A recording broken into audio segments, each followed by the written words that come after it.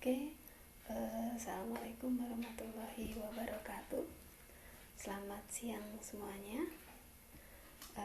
Di sini dengan Bu Nur Hidayati, kita akan belajar bersama mengenai mata kuliah logika dan algoritma.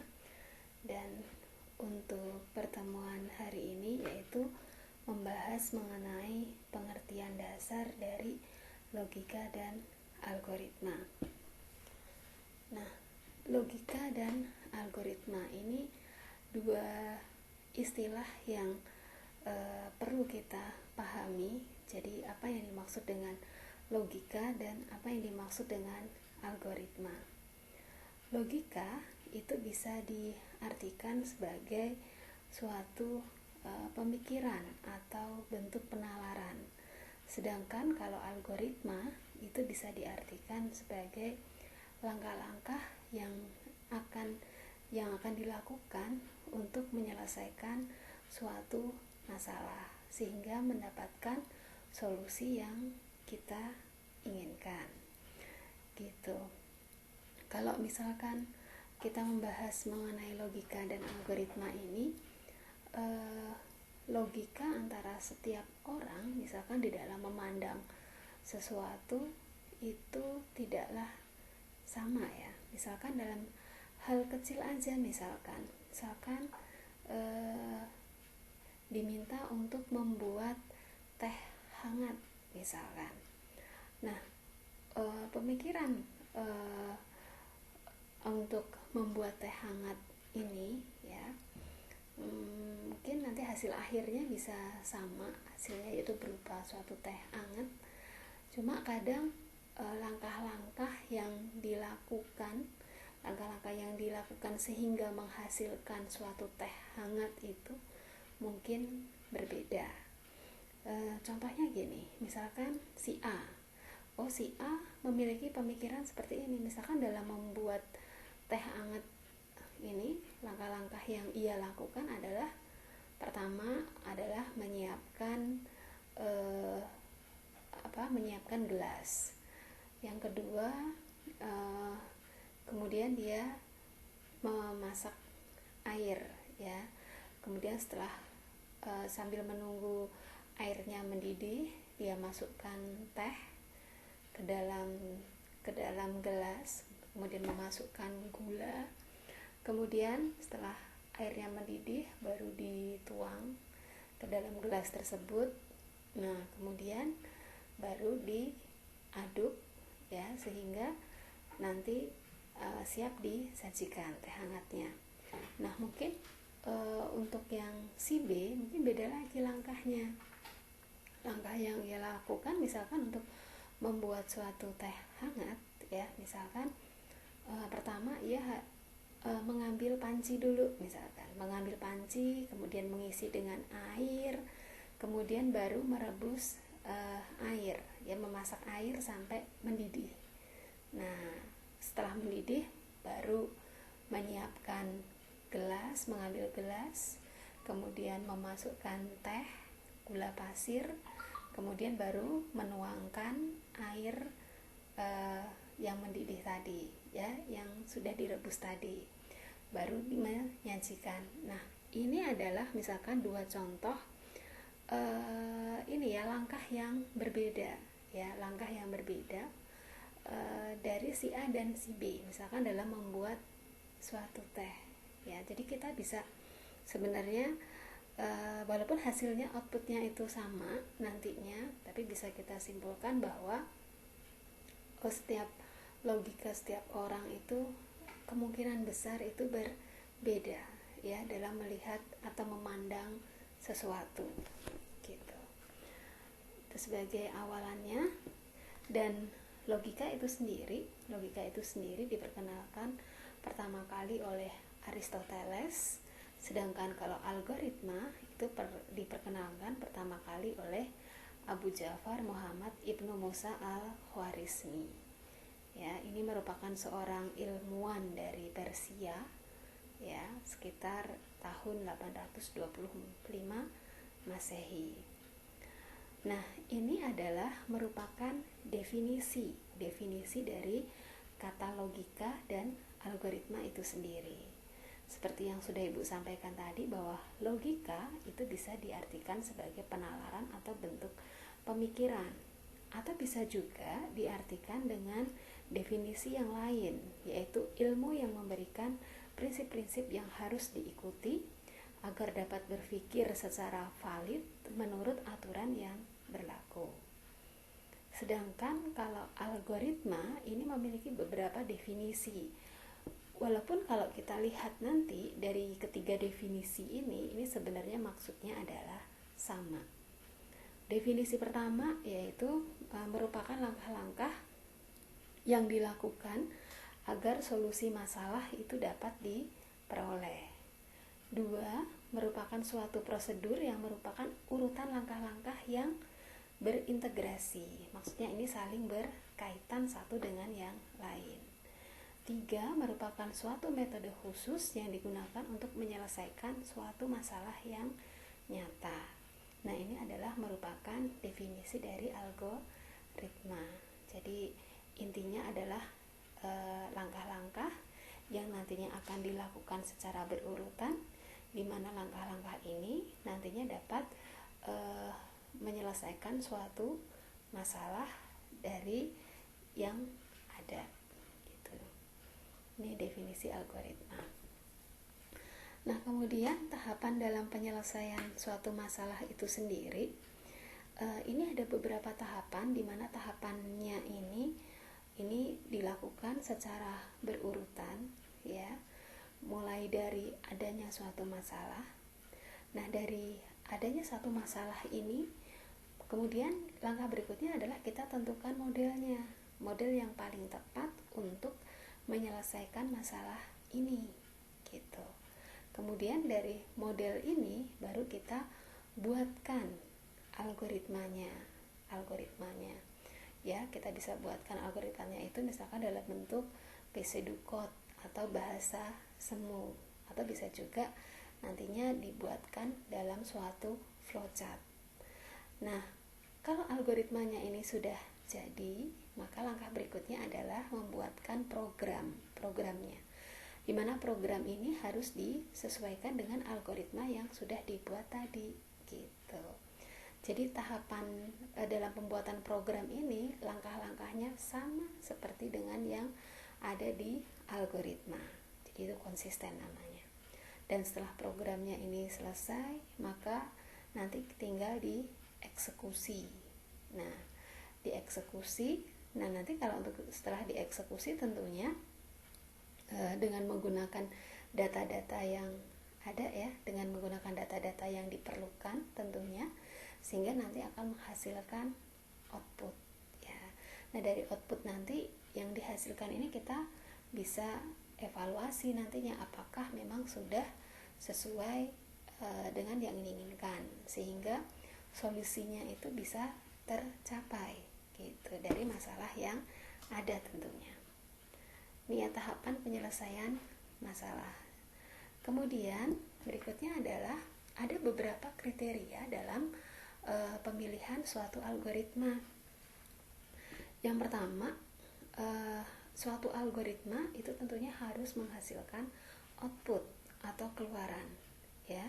Jadi mau algoritmanya benar atau tidak, itu harus menghasilkan output. Yang kedua, ya, di sini efektivitas dan efisiensi. Maksudnya adalah output yang dihasilkan tadi itu harusnya tepat guna atau efektif dan dalam waktu yang relatif singkat, serta penggunaan memorinya yang relatif sedikit atau yang disebut dengan efisiensi. Dan kemudian jumlah langkahnya itu harus berhingga. Jadi kalau membuat algoritma itu harus jumlah langkahnya itu harus berakhir, gitu. Jadi berhingga, tidak tidak terbatas, tak terbatas, gitu.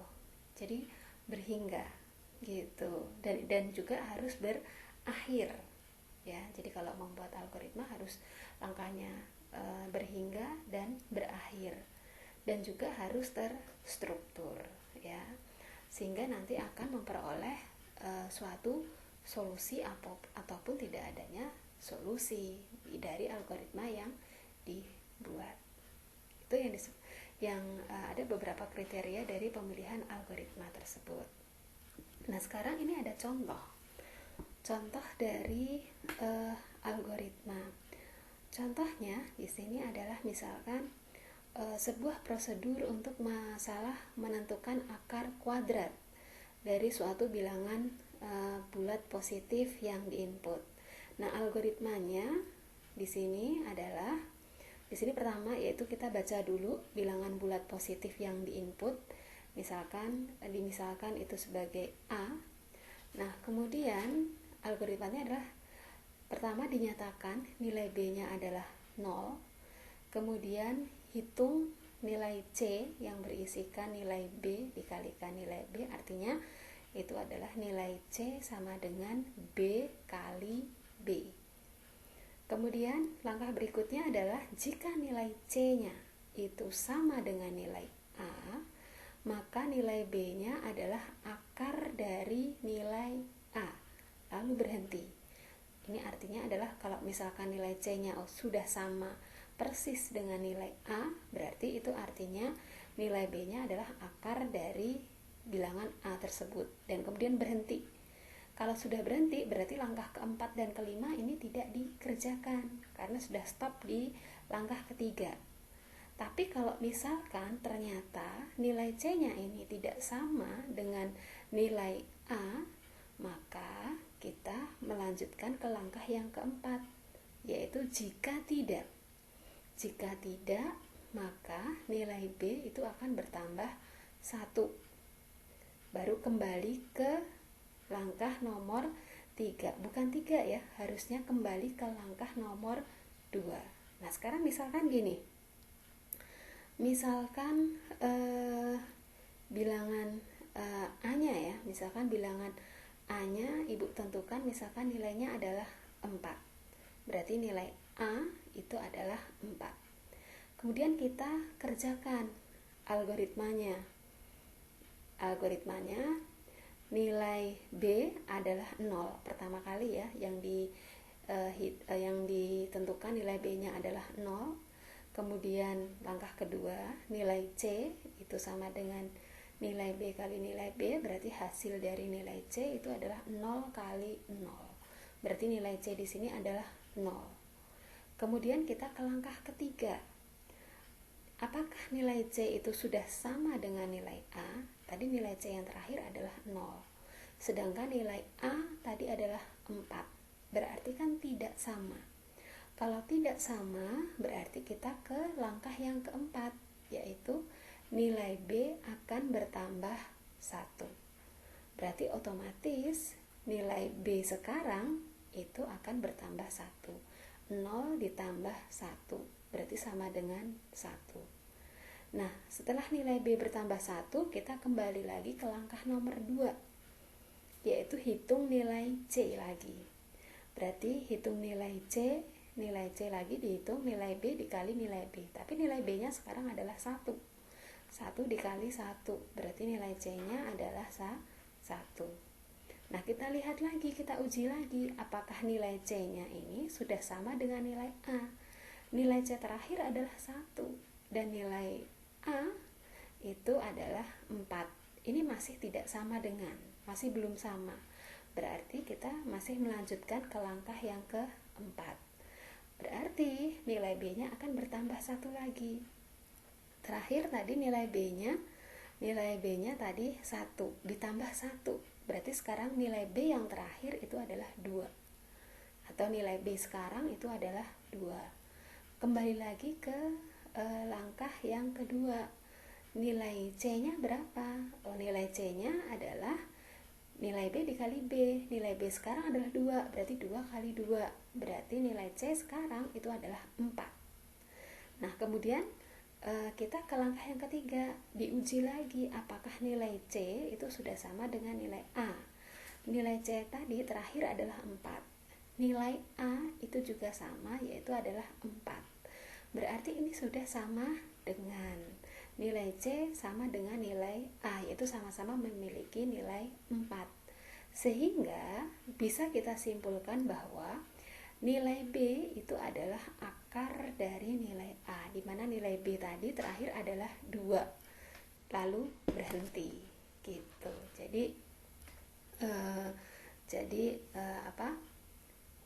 Dapat disimpulkan kalau kita mau mengerjakan satu algoritma, jadi kita kerjakan secara berurutan gitu, secara berurutan, baik itu nanti menghasilkan suatu solusi ataupun tidak. Contohnya seperti ini tadi gitu ya. Oke, nah berikutnya adalah mengenai istilah dari program dan bahasa pemrograman. Ini setidaknya kalian juga harus memahami mengenai dua istilah ini. Oh, kalau program itu adalah kumpulan instruksi-instruksi yang diberikan kepada komputer untuk melaksanakan suatu tugas atau pekerjaan. Jadi ini berupa perintah-perintah ya, perintah-perintah yang nantinya akan dikerjakan oleh komputer itu sendiri. Sedangkan bahasa pemrograman ini adalah bahasa komputer yang digunakan dalam menulis program. Jadi bahasa pemrograman antara satu bahasa pemrograman dengan bahasa pemrograman yang lain ini kemungkinan berbeda perintahnya ya, berbeda perintahnya. Nanti Ibu ada contohnya ya, kita lihat nanti contohnya. Nah, kemudian untuk bahasa pemrograman itu sendiri ini dikelompokkan menjadi 2, ada bahasa tingkat rendah dan bahasa tingkat tinggi. Ya, kalau bahasa tingkat rendah itu setiap instruksinya masih dikerjakan oleh komputer ya, sehingga nanti kita sebagai manusia mungkin kurang memahami bahasa mesin ya. Kemudian makanya dikembangkan lagi menjadi ke bahasa tingkat tinggi, yaitu bahasa yang lebih mudah dipahami oleh penggunanya tentunya. Nah, di sini dicontohkan seperti Pascal, COBOL, Fortran, BASIC, Prolog, C++, PHP, Java, Python, dan yang lain-lainnya. Nah, tapi dari berbagai macam bahasa pemrograman tadi, untuk perkuliahan logika dan algoritma ini nantinya ada kaitannya dengan bahasa Python ya, dimana bahasa Python ini merupakan salah satu bahasa pemrograman tingkat tinggi yang dirancang oleh Guido van Rossum ya. Ini jadi nanti akan kita lihat di sini ada contohnya. Ada 3 contoh bahasa pemrograman, yaitu yang pertama yaitu menggunakan C++, yang kedua yaitu menggunakan bahasa Java, dan yang ketiga yaitu di sini menggunakan Python. Di sini sama-sama perintahnya ini nanti yaitu untuk menghasilkan tulisan logika algoritma. Jadi hanya menghasilkan tulisan algoritma. Kalau kita lihat ya, misalkan di sini kita lihat dengan menggunakan bahasa C++ terlebih dahulu. Nah, kalau misalkan dengan menggunakan bahasa C++ untuk menampilkan tulisan logika dan logika algoritma ini ada beberapa perintah yang harus kita kerjakan terlebih dahulu. Pertama, kita harus sisipkan file headernya, kemudian nanti masuk ke main, kemudian baru nanti menampilkan tulisan logika algoritma gitu.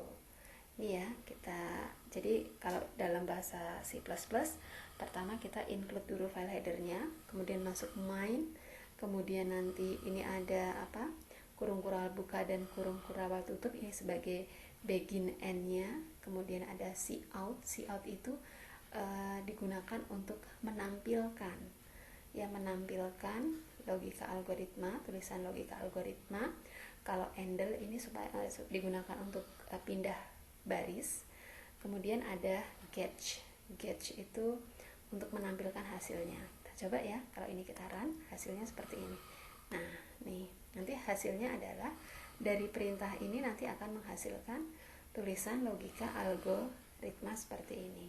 Nah, ini dengan menggunakan C++. Nah, sekarang kalau misalkan kita menggunakan bahasa Java. Nah, ini dengan menggunakan bahasa Java. Dengan menggunakan bahasa Java, kita harus menentukan dulu kelasnya. Nah, untuk menampilkan perintah untuk menampilkan dengan menggunakan bahasa Java di situ yaitu dengan menggunakan perintah system.out.println logika algoritma. Ya, ini kalau kita run ya, kita run file, nanti hasilnya kita lihat nih. Sini ya, akan menghasilkan tulisan logika algoritma. Gitu ya. Ini dengan menggunakan bahasa Java. Jadi ini perintah-perintahnya. Nah, sekarang kalau menggunakan Python, itu cukup dengan print logika algoritma saja. Jadi cuma satu baris. Gitu, satu baris. Ini kalau kita run ya, kita run. Nah, nanti hasilnya seperti ini. Nih. Akan muncul di sini logika algoritma di sini. Ya, jadi kita bisa membandingkan dari ketiga bahasa pemrograman tadi, C++, Java, Python. Jadi untuk menampilkan tulisan logika algoritma saja, ini sintak atau perintahnya itu atau instruksinya itu berbeda-beda gitu ya. Oke. Itu mengenai mengenai penggunaan dari beberapa bahasa pemrograman ya. Ibu cukupkan dulu. Nanti untuk tahapan analisa algoritma nanti akan Ibu jelaskan selanjutnya. Terima kasih.